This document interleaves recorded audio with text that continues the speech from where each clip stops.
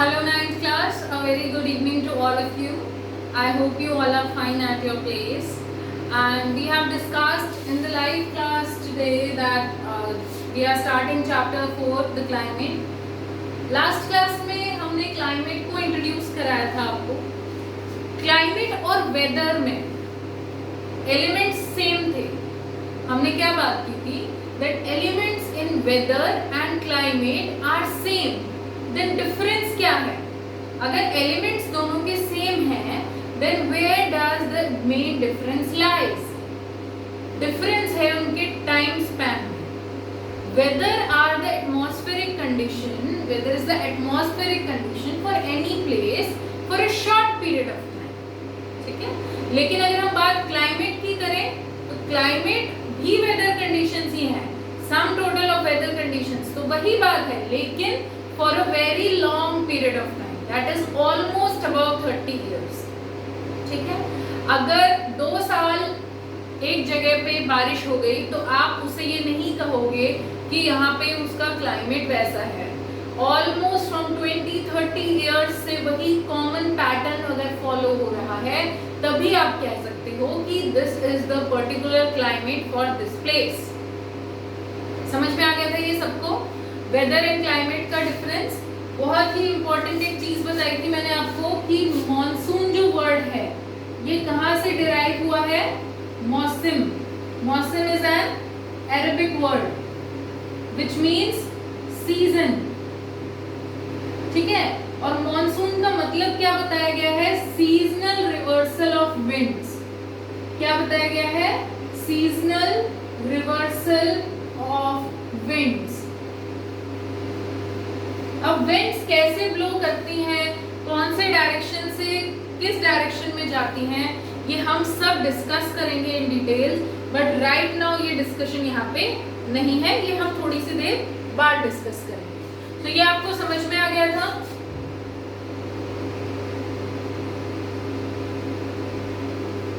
हमने temperature fluctuations discuss की थी कि पूरे इंडिया का क्लाइमेट मॉनसून टाइप कंसिडर किया जाता है. बट ऐसा नहीं है कि पूरे इंडिया का क्लाइमेट मॉनसून टाइप कैटेगरी में आता है. तो इसका मतलब ये है कि इंडिया की सारी जगह पे सेम वेदर कंडीशंस होंगी, ऐसा नहीं होता है. जहाँ पे एक टाइम पे ये हो सकता है कि थार डेजर्ट में टेम्परेचर 50 डिग्री हो, वही लद्दाख में 20 डिग्री भी हो सकता है या कहीं और पे माइनस में भी हो सकता है. टेम्परेचर फ्लक्चुएशंस डे और नाइट में भी काफी जगह होती है. ठीक है, जैसे Andaman and Nicobar islands, coastal areas, इनमें टेम्परेचर फ्लक्चुएशन बहुत ज्यादा नहीं होती है. जो मॉर्निंग का टेम्परेचर है वही इवनिंग का टेम्परेचर, थोड़ा बहुत डिफरेंस आता है उनमें बस. लेकिन जो बहुत हॉट डेजर्ट्स हैं, ठीक है, उनमें कई बार क्या होता है कि मॉर्निंग टेम्परेचर बहुत ज्यादा है, like almost around 50 degrees Celsius, and evening temperature is almost about 22 degrees Celsius. So there can be a vast difference in the day and night temperature also, but at some places. ठीक है, precipitation में भी हमने बताया आपको कि इसको समझाने का सिर्फ एक ही मतलब है यहाँ पे कि क्लाइमेट ये बोल दिया पूरे इंडिया का और साउथ ईस्ट एशिया का, it is climate, it's climate is monsoon type. But this does not mean that all the weather conditions of the whole India are same. Weather conditions different states की different है, depending on their location. क्या क्या factors होते हैं जिन पे depend करते हैं वो भी हम discuss करेंगे. ठीक है, तो ऐसा भी नहीं है कि precipitation की form भी same रहती है. Precipitation की amount यानी कितनी rainfall होगी ये भी डिफर करता है from one place to another. And precipitation की क्या फॉर्म होगी, it will be in the form of very light water rain और it can be in the form of heavy snow. So ये भी डिपेंड करता है on different conditions. So amount and form of precipitation also varies from one place to another, and temperature difference, temperature variation also varies from one place to another. One climate condition or one climate category does not mean that weather conditions of the whole India are same. इतना सबको समझ में आ गया होगा. अब आज का जो हमारा टॉपिक है, इस टॉपिक को बहुत अच्छे से समझना. अगर ये नहीं समझोगे तो आगे कोई भी फिलॉसफी समझ में नहीं आएगी. There are 6 major controls of climate. Climatic controls कि क्लाइमेट किसी भी प्लेस का है वो कंट्रोल कैसे होता है। अब इसको आप वेदरिक कंट्रोल्स भी बोल सकते हो। क्यों? क्योंकि हमने बोला था कि एलिमेंट्स जो होते हैं वेदर और क्लाइमेट के वो सेम होते हैं, लेकिन हम इस चैप्टर में क्लाइमेट पढ़ रहे हैं इसलिए यहाँ पे हमने टर्म वेदर नहीं दिया। ठीक है, we are going to learn overall the climate of India, इस वजह से। सो किन किन चीजों से आपका क्लाइमेट कंट्रोल होता है, we are going to study those elements. अब यहाँ पे मैंने लिस्ट बना दी है एलिमेंट्स की। Here I am going to describe each one of them. Let's come to the latitude first. Latitude की अगर हम बात करें, मैंने आपको बताया था 0 डिग्री पे क्या होता है, इक्वेटर, और इस एरिया को क्या बोला जाता है, equatorial region. Equatorial region, equatorial region पे सन रेज जो होती हैं वो मैक्सिमम होती हैं, डायरेक्ट होती हैं, और जब वो पोल्स की तरफ जा रही हैं वो स्लैंट हो चुकी होती हैं, सो डायरेक्ट सनरेज वहां पे नहीं पहुंच पाती हैं। सनरेज किसी चीज पे डायरेक्ट पड़ेगी तो ऑब्वियसली वहां पे टेम्परेचर ज्यादा होगा, सो temperature is highest, temperature is highest at equator.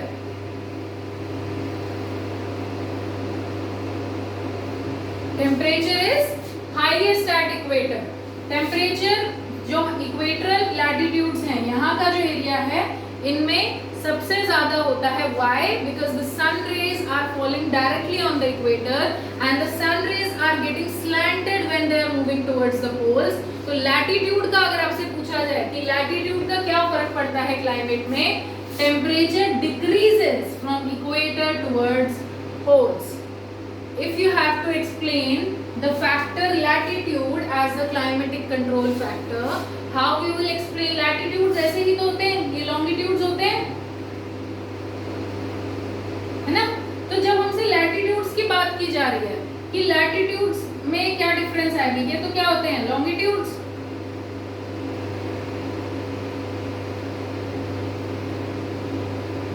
Reason से समझना, हमसे लैटिट्यूड की पोजीशंस के हिसाब से पूछा जाता है कि क्या क्लाइमेट में चेंज आएगा। तो लैटिट्यूड्स में इक्वेटोरियल रीजन में टेम्परेचर ज्यादा होगा because the equator faces direct sun rays and the temperature will decrease when we move toward equator, from equator towards poles. poles पे टेम्परेचर कम होता जाता है और उसका यही रीजन है कि डायरेक्ट सनरेज वहां पे फॉल नहीं हो रही है। यहाँ पे मैंने आपको इसीलिए एक चीज बहुत इंपॉर्टेंट बताई थी, if the temperature is high in the equatorial region तो वहां पे रेनफॉल भी ज्यादा है, रेनफॉल ज्यादा है और टेम्परेचर भी ज्यादा है तो प्लांट्स की ग्रोथ ज्यादा होगी। So vegetation and wildlife is very rich in equatorial region and vegetation and wildlife decreases as we go from equator towards poles. Clear?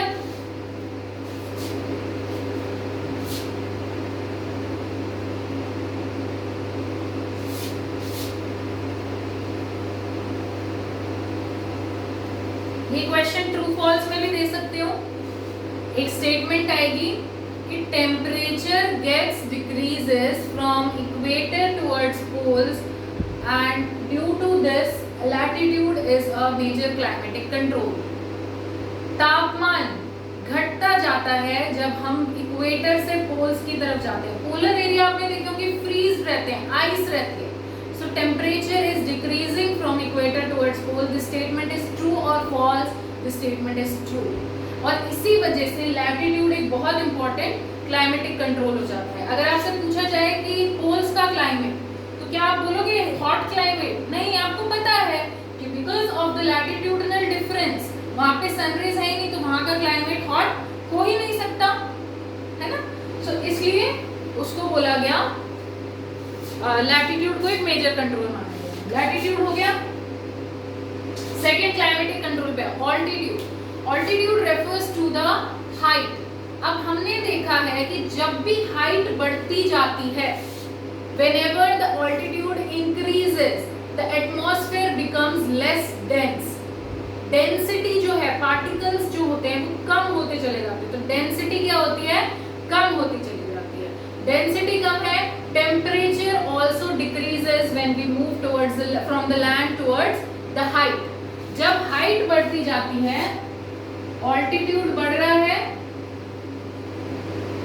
Altitude increasing, then density of the atmosphere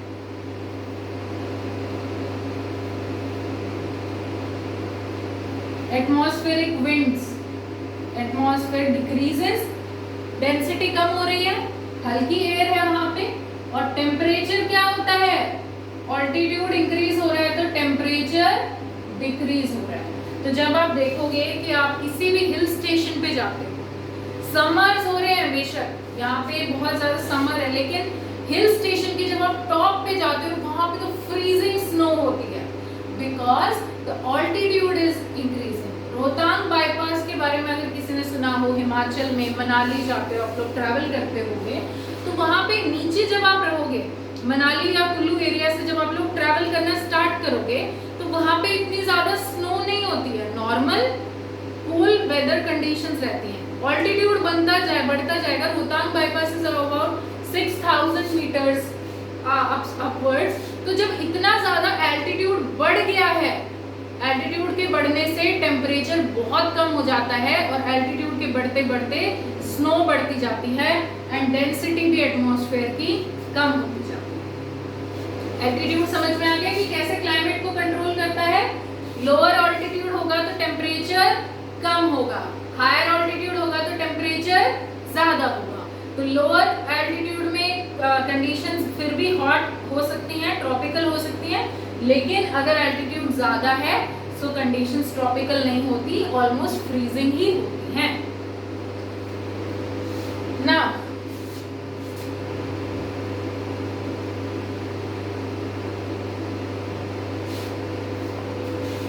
third factor is pressure and wind system. Pressure and wind system are highly affected by the temperature and pressure of an area. ठीक है? The pressure and wind system are highly affected by the latitude and altitude of an area. मैंने आपको बताया था कि अगर density कम है, अगर इक्वल एयर है पूरे ओपन एरिया में, तो वहां पे कोई मच डिफरेंस नहीं आता है, low pressure high pressure area create नहीं होता है। बट अगर एयर राइज कर गई और एक पार्ट हॉलो हो गया, जैसे ये पूरा एरिया है, अगर यहाँ पे इक्वलेंट एयर थी,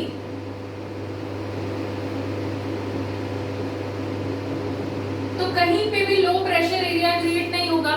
जो एयर है वो चारों तरफ से इक्वल प्रेशर डाल रही है, एक्सर्ट कर रही है। बट अगर यहाँ से थोड़ी सी एयर राइज कर जाती है,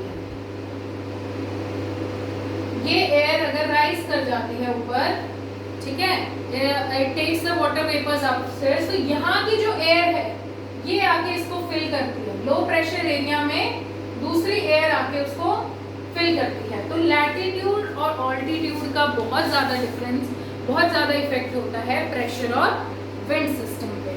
तो प्रेशर, जब मैंने बताया था लो प्रेशर एरिया क्रिएट होगा तो ज्यादा मूवमेंट होगी, अपवर्ड्स मूवमेंट हो रही है, लो प्रेशर एरिया क्रिएट होता जा रहा है, रेनफॉल के मूवमेंट ज्यादा हो रहे हैं। प्रेशर एंड विंड सिस्टम हो गया। Come to the fourth factor, distance from the sea. मैंने आपको कल भी बताया था कि कोस्टल एरियाज जो होते हैं उन पे टेम्परेचर फ्लक्चुएशन ज्यादा नहीं होता है, लेकिन जैसे जैसे हम कोस्टल एरिया से इनलैंड की तरफ मूव करते हैं तो टेम्परेचर फ्लक्चुएशंस ज्यादा होते जाते हैं। ठीक है, इस टर्म को बोला जाता है कॉन्टिनेंटलिटी।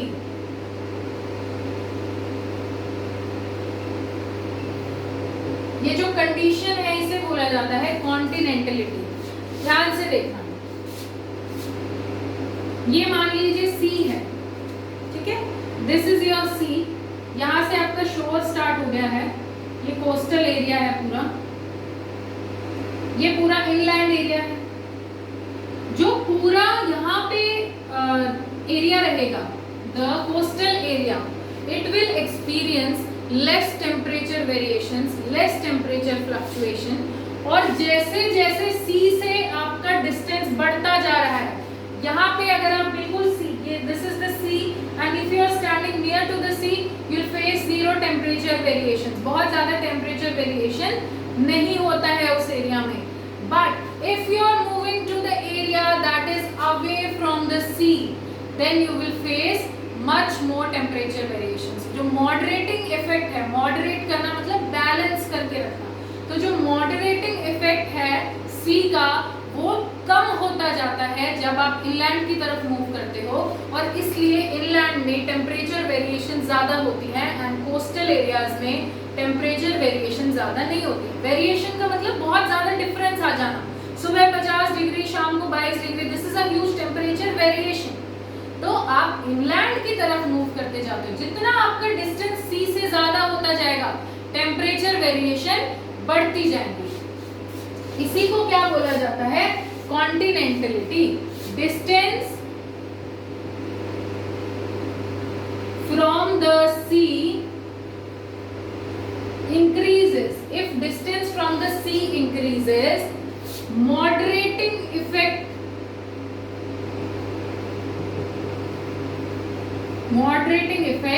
decreases.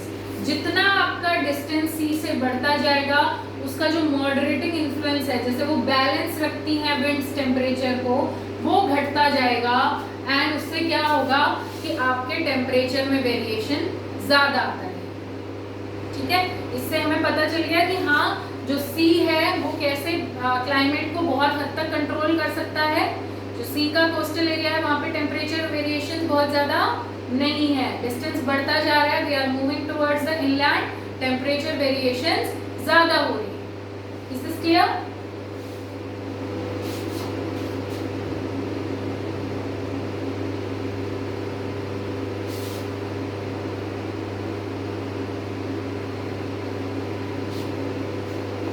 Distance from the sea is being explained.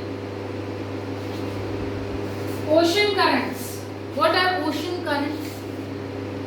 The movement of water due to many factors like salinity of the water, the temperature variation, the wind system.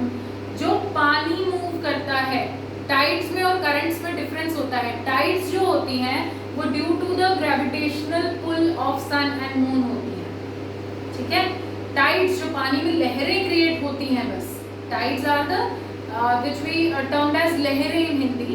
तो जो टाइड्स होती हैं वो due to the gravitational pull of sun and moon होती है. जो moon होता है वो खींच रहा होता है पानी को अपनी तरफ, इसलिए वो टाइड्स क्रिएट होती हैं वाटर में. बट ओशन करंट्स टाइड्स नहीं है. ओशन करंट्स भी मूवमेंट ऑफ वाटर है but due to various other factors. Tides किस वजह से जनरेट होती हैं? Due to the gravitational pull of sun and moon, but the ocean currents are the movement of water that are due to many other reasons. कि कितनी salinity है, salinity मतलब amount of salt in the water, कितना temperature difference है, wind कहाँ से आ रही है, कौन सी direction से आ रही है, ocean current पे उसका भी effect होता है.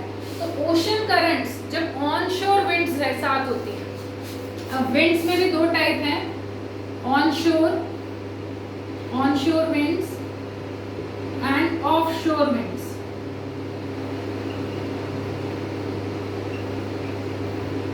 Onshore winds वो होती हैं that are moving from the area of water towards the land.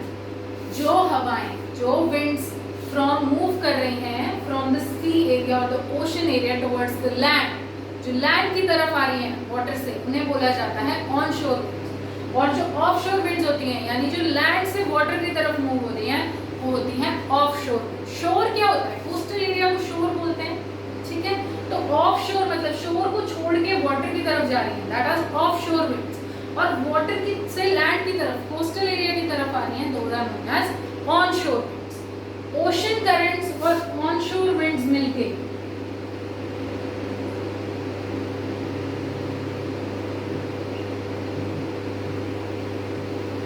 Temperature को बैलेंस रखती है.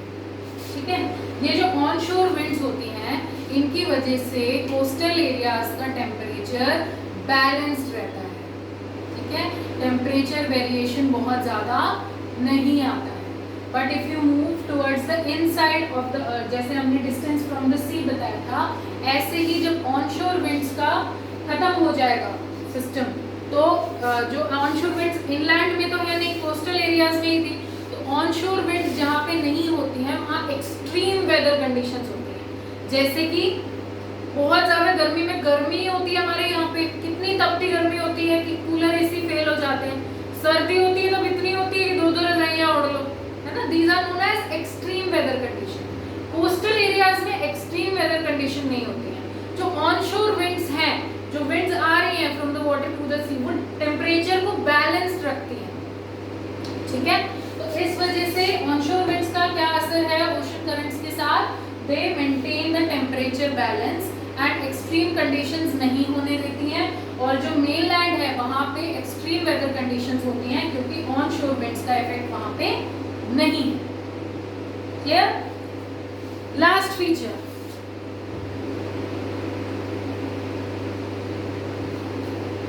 relief feature. We are talking about this mountain.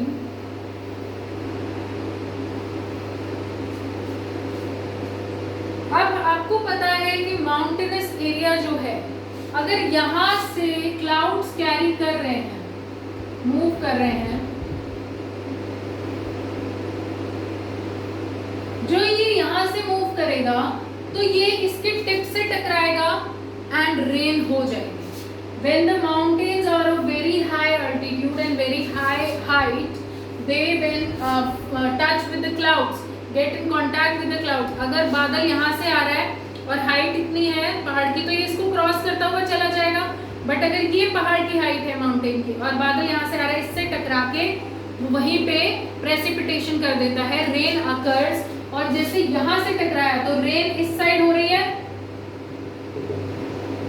Slanting यहाँ पे रेन हो रही है, इसको बोला जाता है रेनवर्ड साइड ऑफ माउंटेन,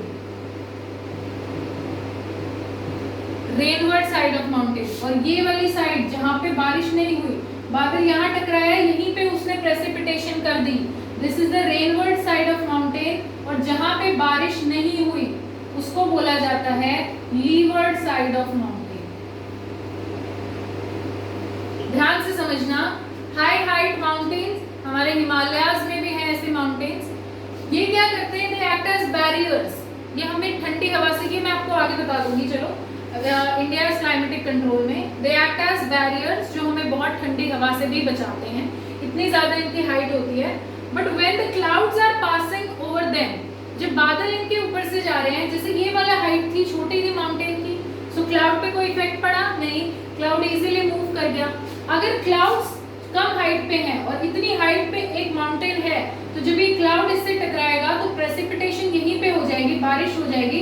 और जिस साइड पानी आता है, जिस साइड बारिश होती है माउंटेन के, उसको बोला जाता है रेनवर्ड साइड। और जिस साइड पानी नहीं गया, रेन नहीं हुई, प्रेसिपिटेशन नहीं हुई, उसे बोला जाता है लीवर्ड साइड ऑफ माउंटेन। तो रिलीफ जो है, हाइट जो है, या एरिया कितना फ्लक्चुएटिंग है, उस पर कितना डिपेंड कर रहा है, देखो प्रेसिपिटेशन से। यहाँ का क्लाइमेट बिल्कुल अलग हो सकता है और यहाँ का क्लाइमेट बिल्कुल अलग हो सकता है, due to the relief feature. Leeward side of mountain remains dry, सूखा रहता है क्योंकि वहाँ पे प्रेसिपिटेशन नहीं हुई, और रेनवर्ड साइड में बहुत ज़्यादा प्रेसिपिटेशन होती है। तो आप देख सकते हो, सिर्फ इस रिलीफ की डिफरेंस की वजह से यहाँ पे बहुत अच्छी वेजिटेशन ग्रो कर सकती है क्योंकि रेन हो रही है, और यहाँ पे ड्राई है तो वेजिटेशन नहीं होगी। तो इतने शॉर्ट स्पैन में भी, इतनी शॉर्ट स्पेस में भी, due to the relief feature, climatic control में बहुत ज्यादा फर्क आ सकता है। Read this topic from the book, okay. आप इस टॉपिक को बुक से पढ़िए, क्लाइमेटिक कंट्रोल्स। छोटा सा है बट मैंने अच्छे से एक्सप्लेन किया। Still if you are having any doubts, we will discuss in the doubt class, ठीक है। असाइनमेंट लेने कल आप लोगों को आना है, अपने असाइनमेंट्स लेके जाएंगे। If any student remains absent, it will not be our responsibility, so please come to school for taking your assignments, okay. Take care, अनावा।